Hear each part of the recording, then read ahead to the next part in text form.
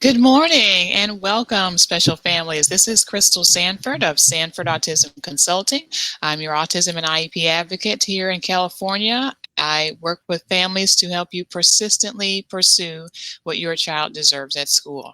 I'm so happy to be here in another episode of Thriving Special Families. And today we have our special guest, Rima Kliore-Frederickson. So glad to have you here, Rima. Thank you so much for having me. I'm really excited to be here. Yes, Rima and I have met, and we both work and support families who have children with unique needs. And I really feel as though Rima has a lot of value to add, and I just was so excited to be able to have her here on our show. And today our topic will be maximizing teletherapy and distance learning. And, I'm a special needs parent too, and, we're in the thick of it now with remote services and distance learning. And so what we do to help our kids maximize access their services is what we're going to discuss today. Families, as you're watching, definitely add questions to the chat and to the comment, and we will do our best to answer your questions today. Also, let us know where you're watching from. We always love to know that as well. So we'll just jump in, Rima. I would love to hear about your story. I really find a lot of value. We're talking about that. There's so much value in our stories. And so I'd love to hear a little bit about your story and what brought you to supporting families with special needs. Thank you so much. I think there's a lot of value in learning that as well. We all have our spark, kind of where we started from. So I'm a BCBA. I've been in the field supporting families with kiddos that are on the spectrum and any other special needs since 1997. So it's been a while. Yeah. So I first started in behavior analysis and on my path to working with special needs families, getting my master's degree in clinical psychology. I took a class in behavior analysis, and it was like the clouds parted and the sun came down, and it was just, it just clicked for me. It was amazing. And then part of the practicum for the master's degree was working with families whose children had some pretty severe behavioral needs.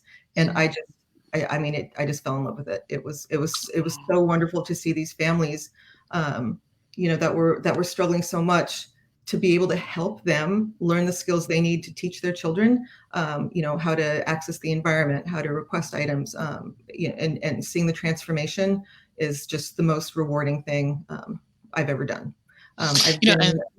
Sorry, go on.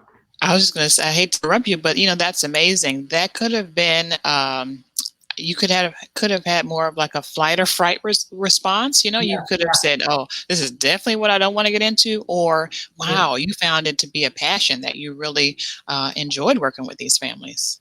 Yeah, absolutely. It was like a lock and a key. It was great, and here it is, 23 years later, and I still absolutely love it. I absolutely love it. My passion has not dimmed one bit at all. So right now I'm the regional director of an ABA group, but I do still see a couple of patients, and it's the best part of the job. Oh, that's so great. Yeah, working with the families really is the light, I think, that helps keep us going. But that's amazing. So now you're the regional director. You've kind of moved along and advanced in this area. And so that's great. I'm sure you've got tons of experiences and you can draw on as we discuss today. Wonderful. Yeah. So happy to share. Yeah, so let's just discuss a little bit about what is teletherapy for the parent who's watching and they're saying, is this exactly what my kid is involved in? What's teletherapy? And can you kind of compare that to what, for example, what your service would look like in office or in home versus via teletherapy? That's a great question. So teletherapy is delivering medical services over a secure video connection like Zoom or whatnot. So it is one-to-one in that we have our therapist, on their end and the child on their end. It is different from in-home therapy where our therapist goes into the home. They're able to engage one-on-one in vivo with the client, their sibling, the family, and whatnot. So While teletherapy is different from, in the way it looks from in-home therapy, we've been able to have some really successful sessions. When COVID first hit, Gateway was already doing some telehealth, so we were able to sort of switch pretty quickly to it. The caveat here is that telehealth is not appropriate for every child. Mm. We have kiddos that might be brand new to ABA, don't have the skills yet to sit and attend to a screen to follow instructions without like really heavy involvement of the parent or the caregiver. Okay. So that's been something that we found as we're doing this. Our BCBAs will work with the family to determine if their child is right for teletherapy.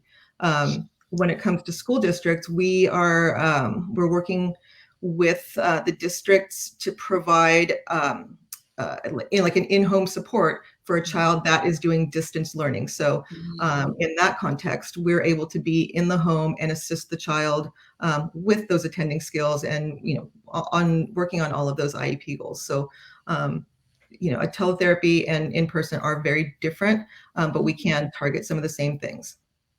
So that's really powerful. Just two things that I picked up on there. And for parents, if you're just joining us, welcome again. This is Crystal Sanford, and we are here with Rima as we're discussing maximizing teletherapy and distance learning.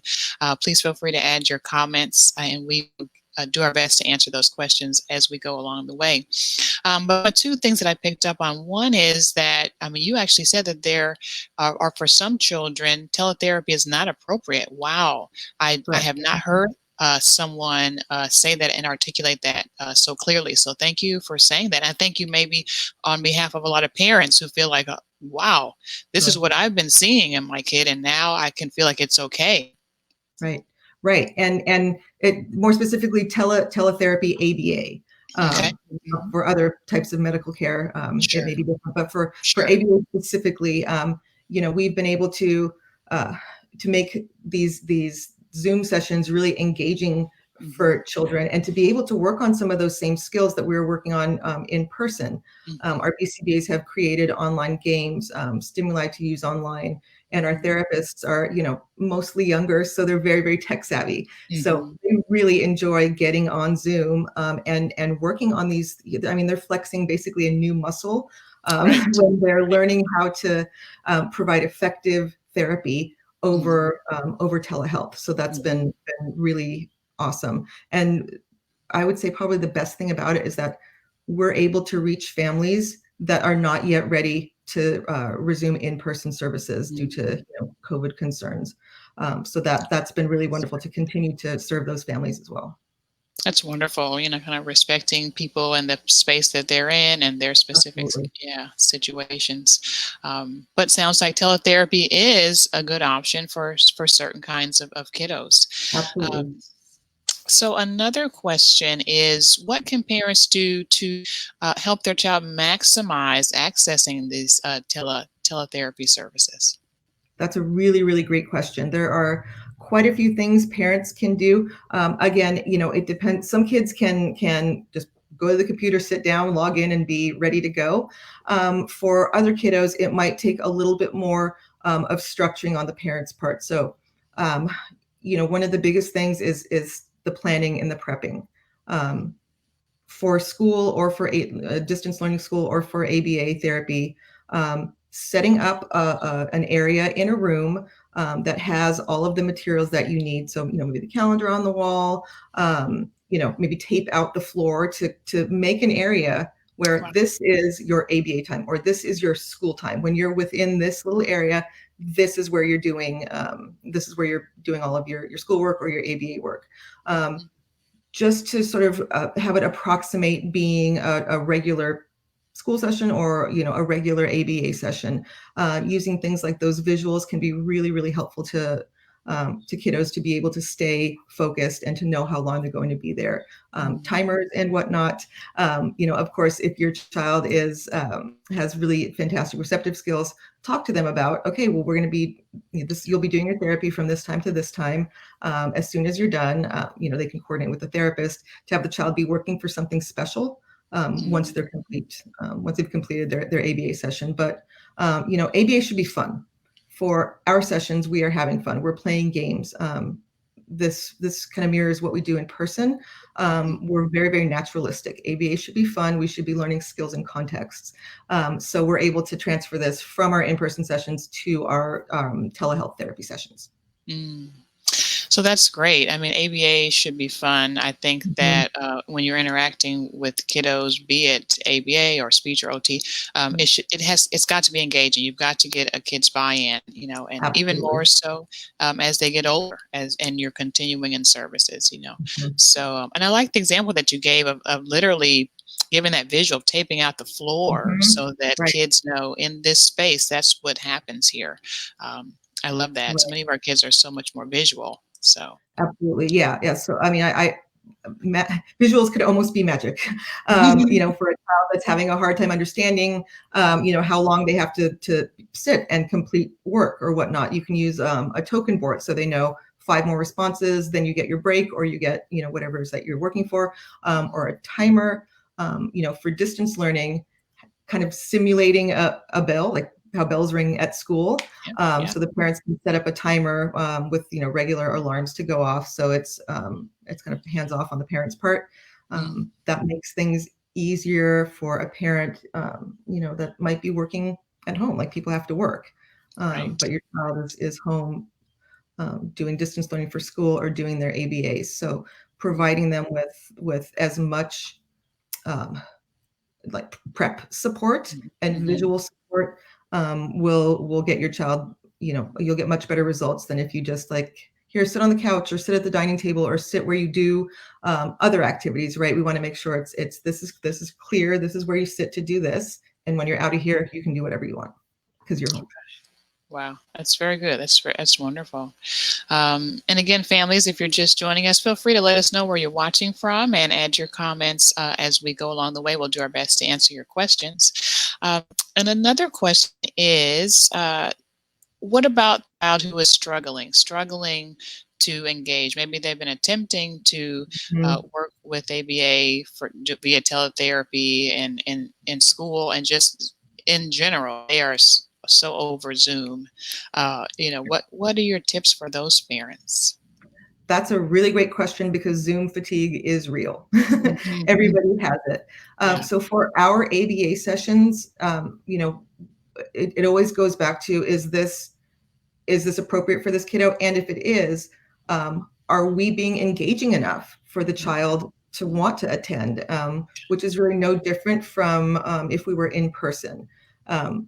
We need that child to be in it with us, right? That it's that motivation, getting that engagement there. If a child starts to resist with our ABA telehealth, then our BCBA talks to the parent, reevaluates. Again, it's the Zoom fatigue that's real. Some kids are in school all day over Zoom, and then they have a telehealth session for ABA after that. What we can do is adjust the time. We can adjust the activities that we do. We can adjust the duration of it, right? So we can have more shorter sessions, so the child isn't just like completely burned out on ABA. So those, I mean, it's a real challenge, and our BCBAs are working hard to come up with individualized strategies for their clients to ensure that we're targeting the goals that we have in their treatment plans in a fun and engaging way. So again, it's really similar to how it would be for in-person sessions, with just the added layer of difficulty of you're not actually physically there with them. But it all comes back to ABA should be engaging and it should be fun. And that's the great thing about ABA. When something isn't working, we evaluate it and we change it, right? I mean, we won't just keep doing the same thing if it's not being effective. Yeah.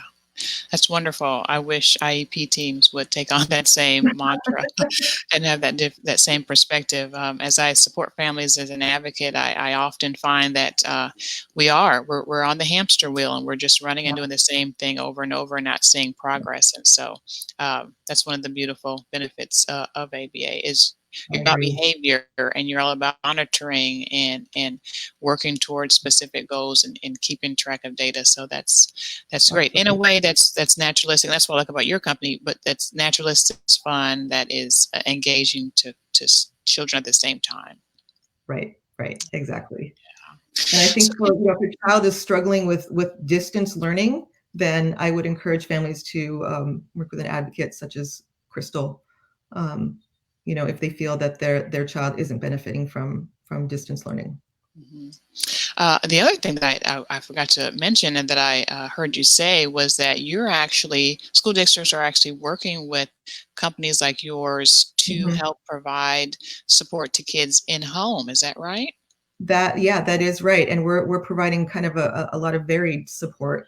There are some children that, children that we're working with a few teenagers who, they just need a little bit of almost they almost call it emotional support, a cheerleader. So Mhm. what we did there is we went in and we built a reinforcement system for this kiddo, so that he could work on his IEP goals, which was focused on things like, independence with completing homework and checking off assignments and whatnot.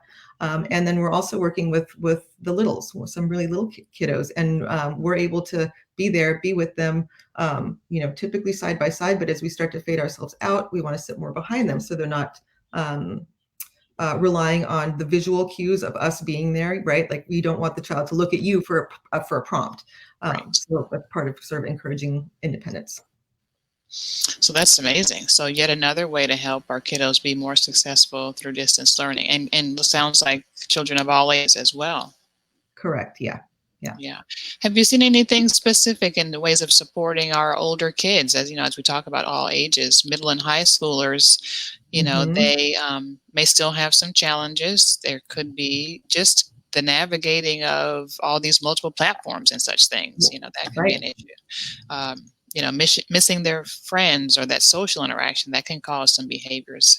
I Hmm. know for a lot of autism parents that I've spoken with, they feel that their children are really struggling more so now with the social interaction because they don't have to do that as often, and so it's not a preferred area anyway, and so we're really Right. kind of finding some battles there. Any suggestions and for those Yeah. parents?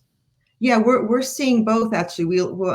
There's some children for whom the social pressure is very difficult. So Mhm. now, while they're not in school and that social pressure isn't there, they're a little bit less anxious. Awesome. For us, I mean, That's that's great.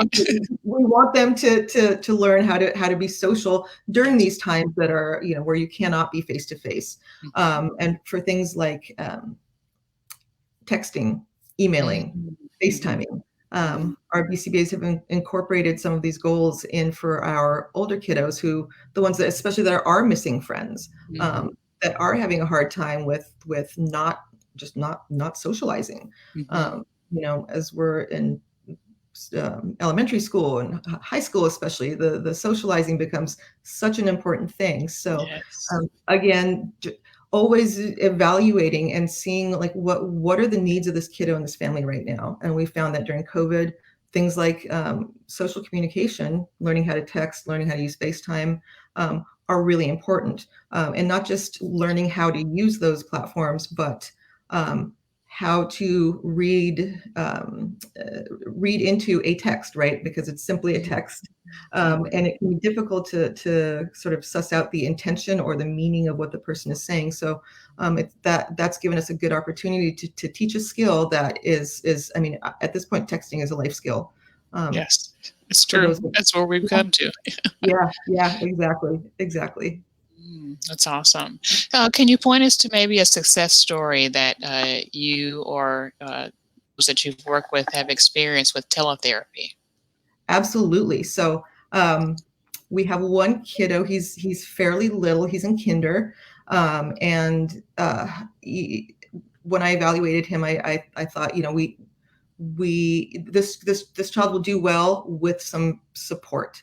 Mhm. So what we did is we set up the environment the way I had described. He sits at a desk that's used for nothing but school, in a chair with nothing but school. All the stimuli that we use, the markers, the pens, and whatnot, those are only for school. Mm. We have timers, we have bells. The teachers have been wonderful in that they are providing a lot of structure as well. So Okay. on the teacher side, when they provide that routine and predictability of this is what we do, first in the morning, then we do this, then we do that, and the other thing, that's really helpful for our kiddos to plan. What we do is we write all those things out. We don't write them, we draw them out, and have the child check them off. So this child, initially, he was only able to sit for about a minute or so before really struggling. And now at this point, he's able to sit for, I think his longest class without a break is an hour. And he Wow. engages with the class. When people wave on screen, he waves Mhm. back. So Oh, that's pretty exciting. awesome. He has a one-to-one aide with the school that's actually on Zoom. Um, he's doing a fantastic job. He's constantly calling this child out, praising the work that he does. So, um, like a one-to-one seems difficult to support over Zoom, but this person is doing a fantastic job. But now our child, he sits through the whole time. He enjoys the singing, he enjoys the videos, he enjoys the books. So that's been a huge success story, just to set this kiddo up for success and provide him with routine and consistency. And we're just so pleased about it. That's amazing, especially Yeah. for kindergartners. I've been Mhm. working with the case recently, and this parent has a kindergartner, and I know he's talking about how kindergartners haven't. It's in kindergarten where they learn the Right, school-based expectations. We right. sit, we learn for a certain amount of time, then we move up, then we share. All those things you learn in kinder, and Mhm. have to do that through Zoom and learn those skills. It's really challenging for parents. So that's awesome that you guys have seen that success. I can't imagine sitting for an hour and being I successful. know. That's so It's pretty great. He has his little fidget toys and whatnot, but he yeah, understands the contingencies now. He understands the expectations, and he is enjoying it, which is, right. number one. He's enjoying it, and he's Oh, that's enjoying it, and great. he's benefiting from it. He's learning, so it's a big success story. And That's with our great. other kiddos, we're seeing the same kind of thing. Initially, they were just zero interest in Zoom school. I'm thinking particularly of one kiddo who's older, Mhm. and he typical teenager behavior of like Yeah. refusal. I don't want to do Mhm. it. Mhm. But we were able to set it up for him so that it's fun. It's fun, and he's benefiting from it. That's amazing. Yeah. Great. So, what I've heard you say today is that, there are ways that kids can be successful, parents can support them, maybe physically setting up the environment to support teletherapy and Zoom, making it engaging, constantly monitoring for progress. These are all things that good therapists are doing and that parents can do in supporting their children during teletherapy and distance learning. Is there anything else you want to add as we're wrapping up here, Rima? It's been a challenge. This year has been a big challenge Mm, for everybody. Particularly, I would say the our families of kiddos with special needs. mhm. Um, Parents still need to work. Parents are working Yeah, from home. You can't just stop what you're doing to jump in and support your child. So I just want to give a special shout out to those parents, as well as the teachers that are doing everything they can to make distance learning engaging. mhm. If you're able to set up the environment with the help of a behavior analyst in a way that your child is going to um, enjoy doing the distance learning, then I definitely encourage families to do that. That's great. So, Rima, if parents need that kind of help, or maybe they are looking for some level of support in this area, how can they contact you? That's a great question. So they can go to our website, which I think might be popping up here soon, which is gatewaylg.com. Families can sign up for a free consultation with one of our senior BCBAs to learn more about ABA if you're if you don't have a whole lot of information on that. Or if you're ready for ABA, you can go ahead and schedule an intake call with me. You can do that on our website as well, or you can call me directly. Let's see, I'll enter my phone number here.